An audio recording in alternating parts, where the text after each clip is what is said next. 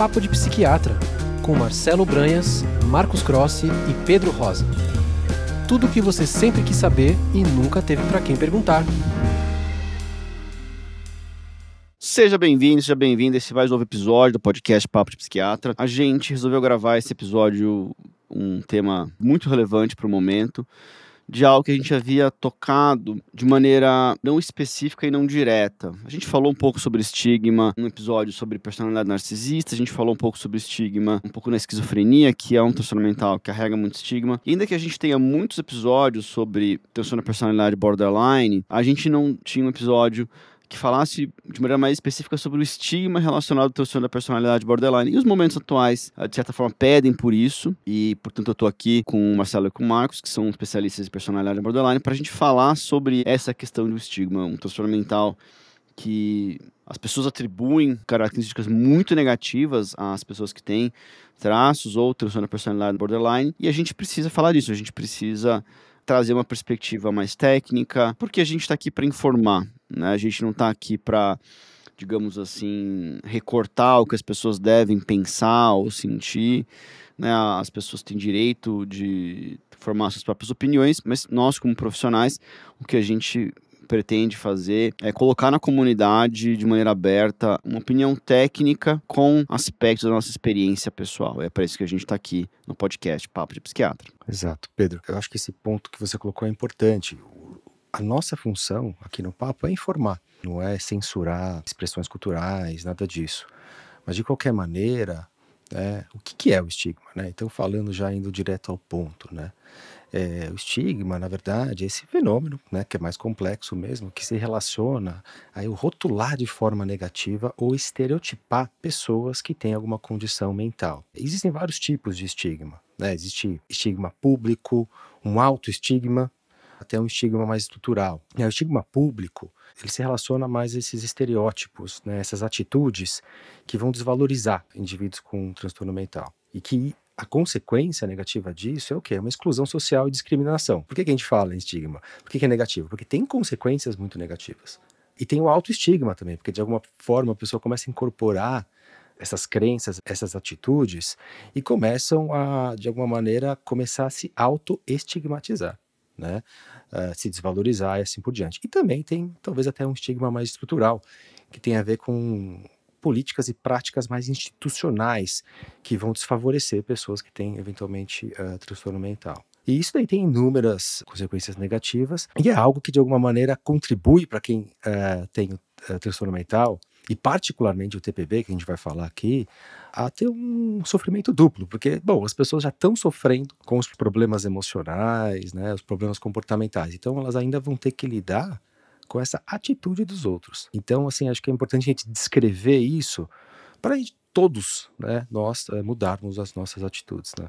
Exatamente, pessoal. Eu acho que uma ressalva importante, né, que vocês fizeram, e reiterando que, claro, né, a nossa função aqui é como psiquiatras, especialistas no assunto, falar sobre isso. Agora, por mais que a gente não tenha essa função de censurar ou nada do tipo, bom, o que a gente pode fazer é promover mudanças culturais, né? Inclusive como as pessoas falam sobre transtornos mentais, porque a gente já comentou em outros episódios, não é exclusivo desse tema, que assim, bom, fazendo aqui uma espécie de desabafo, né? Nossa língua, né, é tão rica em termos de adjetivos, e você pode, se você quiser, né, fala bem ou fala mal especificamente de uma pessoa de tantas formas que, poxa, vai recorrer a transtornos mentais, né? Uma pessoa que tem uma pessoa A e uma pessoa B, sendo essa pessoa A com ou sem transtornos mentais, essa pessoa B com ou sem transtornos mentais, você pode particularmente gostar, desgostar, ela pode ser legal, você achar ela legal, ela pode ser chata, ela pode ser isso, pode ser aquilo,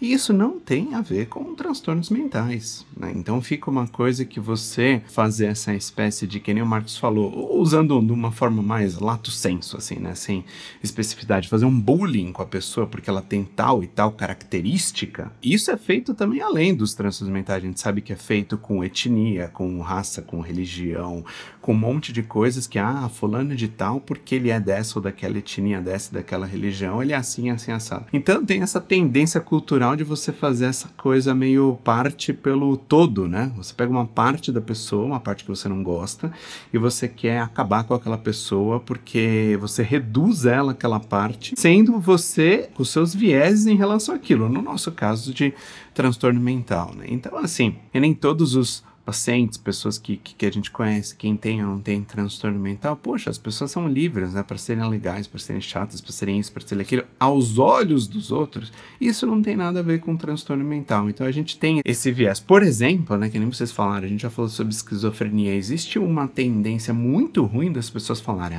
isso daqui, falando de algo, é esquizofrênico. Essa obra, falando de um livro, de uma pintura, de alguma coisa, é esquizofrênica. As pessoas usarem esquizofrenia como sinônimo de confusão ou de que não fazer sentido, sendo que não é, a esquizofrenia não é usado dessa forma. Então tem esse problema de você usar categorias diagnósticas como adjetivos pejorativos. Então acho que isso a gente tem que promover uma mudança cultural mesmo nesse sentido, né? E os transtornos mentais são tão heterogêneos, né, que de certa maneira acho muito interessante essa perspectiva do Marcelo, porque o artista é um indivíduo que ele tem uma capacidade, o artista que usa palavras, ele é escritor, ele compõe música, enfim, compõe canções, a letrista, digamos assim. O indivíduo tem uma capacidade de descrição da realidade que é muito maior que a nossa. Então, se você pegar um excelente escritor que descreve a mente humana, Dostoiévski, por exemplo, a capacidade dele de descrever como funciona a mente humana, ela excede a capacidade de qualquer psiquiatra ou psicólogo que já existiu. São coisas ímpares, né? Então, são as pessoas que têm a maior capacidade de descrever o funcionamento do ser humano. E o objeto da arte, ele, com frequência, é o ser humano, né? Então, de certa maneira, quando a pessoa ela usa uma palavra tão heterogênea, com significados tão diversos, a pessoa também não está mandando muito bem, né? Digamos assim. Agora, esquizofrênico é uma coisa interessante, porque é muito comum que isso seja lido em jornais, né? Para descrever, nossa, o governo age de maneira esquizofrênica. Assim, é algo que os jornalistas também poderiam não fazer, né? Mas, certamente, claro que a popularização dos transtornos mentais parece que chegou a um nível meio extremo, assim, né? De as pessoas descreverem o comportamento do outro através disso, ao invés de usar palavras do próprio dicionário, do nosso léxico comum para descrever o comportamento humano. E isso, às vezes, serve tanto para, às vezes, desculpar um comportamento que alguém acha que não deveria ter sido feito, quanto para criticar o outro como se o fato de alguém ter um transtorno mental indicasse que aquela pessoa pior, né? Quer dizer, tem gente que vai usar isso para uma desculpa ou para descrever que o indivíduo ele é pior que as outras pessoas, e a questão do estigma nesse sentido, nessa opção de que o outro é pior que as demais pessoas, é provocar um ostracismo, né? É provocar que a pessoa seja ejetada daquele núcleo social. E a gente não deveria agir como as pessoas deveriam ser ejetadas do núcleo social porque ela tem um transtorno mental ou transtorno A ou B. Agora, é claro que as pessoas têm direito de não querer conviver com alguém que, para elas, traz relações interpessoais insatisfatórias, violentas, agressivas, ou o que quer que seja, né? Mas, para isso, você não precisa de uma descrição de um transtorno mental. As pessoas fazem isso há muito tempo, né? E seres humanos decidem se eles querem se relacionar com a pessoa A ou a pessoa B por outros critérios. Isso não tem nada a ver com ter ou não ter um transtorno mental. Mas, um ponto da questão do transtorno de personalidade borderline é que ele é um transtorno mental que passa por muito estigma. E é muito interessante que esse estigma, nós não somos, assim, velhos dentro da psiquiatria, tá? Podemos dizer assim, né? Mas a gente tem idade já o suficiente para ter vivenciado uma mudança dos tempos, né? Nós estamos aqui em 2025, começo dos anos 2010 ali, havia um gigantesco estigma dentro dos profissionais de saúde mental com transtorno da personalidade borderline, né? Acho que a maior parte de nós que fez formação naquela época se lembra de profissionais usando termos derrogatórios para esses pacientes e, por vezes, não aceitando atendê-los, né? E a popularização de tratamentos por transtorno da personalidade borderline não passa só, portanto, por oferecer treinamento. Veja que se tem um enorme estigma, é claro que você precisa treinar as pessoas no diagnóstico, no que fazer, no que não fazer, mas a primeira coisa que vai precisar ali é tirar um estigma, é desestigmatizar aquela questão diagnóstica em si. E isso foi, em grande medida, ainda que haja muito estigma, a gente olha, a pessoa fala, caramba, muita coisa mudou. Realmente um caminho aqui foi trilhado, né? E isso passa pela popularização dos tratamentos por transtorno de personalidade borderline, né? Então é uma boa notícia, a despeito da gente ter escolhido gravar esse episódio por conta de uma má notícia. Então é uma coisa meio, um balanço, talvez, dialético aqui. Melhorou muito, mas ainda tem muito pra melhorar, né? Não é de hoje, né? Esse estigma, vamos dizer, aumentado em relação a pacientes que têm o transtorno de personalidade borderline. É uma coisa já antiga. Existem filmes antigos, existem livros que a gente consegue perceber um certo preconceito e um certo estigma. E eu acho que quando a gente está falando de estigma também, eu sinto que assim, o método da psiquiatria está sendo usado para um outro fim, né? Então, um dos métodos da psiquiatria é classificar comportamentos, padrões emocionais e de pensamento. E a gente faz isso com uma finalidade, a finalidade de estudar, de achar tratamento, de se comunicar, né, entre nós. O sistema público precisa dessa comunicação, né, de códigos, vamos dizer, de transtornos, para se organizar. Então, quer dizer, existe uma necessidade disso. Ao mesmo tempo, né, tem as relações entre as pessoas ali, né, na sociedade. E as pessoas, enfim, vão tendo conflitos entre si, vão criticando umas às outras. E de alguma maneira parece que este rótulo que a gente criou para estudar as pessoas acaba sendo utilizado, né? E daí dá para a gente inferir que existe o estigma, né? Porque assim, no fundo, significa o quê? Que as pessoas pensam de forma negativa em relação a quem tem transtorno mental, né? E daí que a gente consegue inferir o estigma. Então é meio que, alguns vão criticar a psiquiatria por isso, né? Mas de alguma maneira o que eu vejo é que a psiquiatria está sendo usada, né, por um fim ruim, né? Então, assim, quando a gente pensa em relação ao estigma, é interessante pensar um pouco isso, que tem esses pensamentos negativos em relação a quem tem transtorno mental, né? Tem como eu me sinto em relação a essas pessoas, então às vezes eu fico frustrado, irritado, e tem o que eu faço também, porque tem a discriminação. Daí quando a gente tem o TPB, né, quer dizer, a gente passou décadas sem nenhum tratamento, que nem o Pedro falou, quer dizer, os tratamentos, eles vieram num momento que, eles mudaram completamente a perspectiva do que os profissionais têm em relação a quem tem TPB. Quando a gente pensa em terapia comportamental dialética, que foi talvez o primeiro tratamento empiricamente validado, vamos dizer, é um tratamento relativamente novo na história da psiquiatria. Então, quer dizer, a Marshalline desenvolveu ao longo dos anos 80, início dos anos 90, publicou nos anos 90, o primeiro ensaio clínico randomizado, e depois vários outros tratamentos surgiram. E isso fez com que as pessoas começassem a mudar, né, a atitude em relação a esses pacientes, porque antigamente tinha essa ideia, poxa, esses pacientes não melhoram. Tinha um entendimento, né, de quem tem TPB de uma forma preconceituosa. Por exemplo, raiva é um sintoma do TPB, né? Então o clínico, por exemplo, levava isso para o pessoal e ficava, vamos dizer, e não sabia lidar com isso, ou seja, existia uma falta de treinamento, e com isso ele começava a propagar um estigma, né? Então agora isso mudou. Tem até um estudo australiano interessante que comparou atitudes nos anos 2000 e 2015. E realmente parece que as atitudes mudaram dos clínicos. Agora, acho que tem ainda muito trabalho a ser feito. Eu acho que ainda o estigma está tanto em profissionais de saúde mental, certamente, né, mas também na população, porque agora, que nem o Pedro falou, está se popularizando esses rótulos relacionados a transtornos mentais. Então, com isso também, de alguma forma, esse estigma é propagado ao mesmo tempo também, né? Então, eu acho que informação é fundamental e talvez seja um antídoto para as pessoas começarem a mudar essas atitudes em relação a quem tem transtorno mental, principalmente o TPB. Pois é, concordo totalmente com o que vocês falaram. E assim, felizmente, né, que nem o Pedro falou, né, nosso episódio teve uma motivação de uma expressão cultural recente, né, ou seja, estamos falando aqui, de um limão, uma limonada para tirar algo positivo, mas no geral, o estigma em relação ao transtorno de personalidade borderline especificamente, felizmente, tem melhorado, mesmo como vocês falaram nos últimos tempos. Citando, teve esse estudo australiano que o Marcos falou, e também, por exemplo, tem uma, inclusive, colega nossa, a pesquisadora Sarah Masland, da Universidade de Pomona, nos Estados Unidos, em 2023, ela publicou uma revisão sobre estigma em transtorno de personalidade borderline. E nos últimos 15 anos, ela cita outros pesquisadores, claro, e nos últimos 15 anos melhorou bastante. A gente viu isso melhorar no Brasil, né? A gente viu isso no nosso tempo de atuação, né? Como psiquiatras, melhorar muito no Brasil. E hoje a gente sabe que, muitas vezes, o estigma, né, ele também se relaciona como muitos comportamentos humanos, como xenofobia ou como racismo, preconceito, não só, mas muito ao desconhecimento, ao medo do desconhecido. E assim, sendo um pouco otimista, ao longo do tempo, alguns estigmas foram diminuindo. Por exemplo, no passado as pessoas tinham preconceito com quem tinha crises epiléticas convulsivas, falando que, nossa, afaste-se dessa pessoa, ela está sendo possuída pelo demônio, coisas do tipo.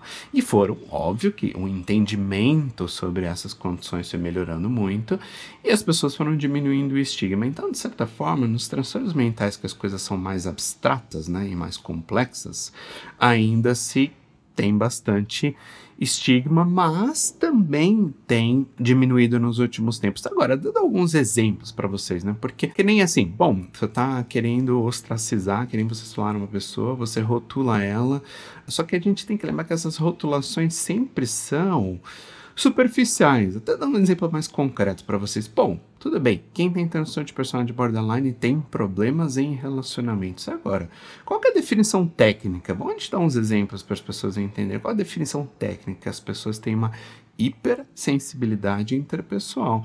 Relacionamentos geram emoções intensas. Agora, gente, se você pegar 100 pessoas com transtorno borderline, essas pessoas reagem de forma diferente a esse estresse nos relacionamentos. Eu posso ser muito sensível ao que acontece em relacionamentos e eu posso reagir de forma a me isolar, de forma a me sentir triste, de forma a me sentir incapaz de me relacionar, de forma a me fechar, de forma de que... Outra forma, essa forma A. Forma B, querer agradar todo mundo e meio que me adequar demais às outras pessoas. Forma C, eu posso evitar situações sociais, eu posso me relacionar cada hora com uma pessoa para tentar superar essa sensação. E uma dessas formas, eu posso reagir de forma mais com raiva em relação às outras pessoas, às vezes até agressiva. É uma das formas, né? Então a gente tem que fazer aqui nenhum paralelo. Poxa, tem um paciente que possa ter diabetes, que não tem nada a ver com saúde mental a princípio. E essa pessoa pode, tomar as medicações de forma correta todo dia. Ela pode um dia, vou chutar o balde, comer um monte de ovo de Páscoa, né? Quer dizer, tá na Páscoa. Eu posso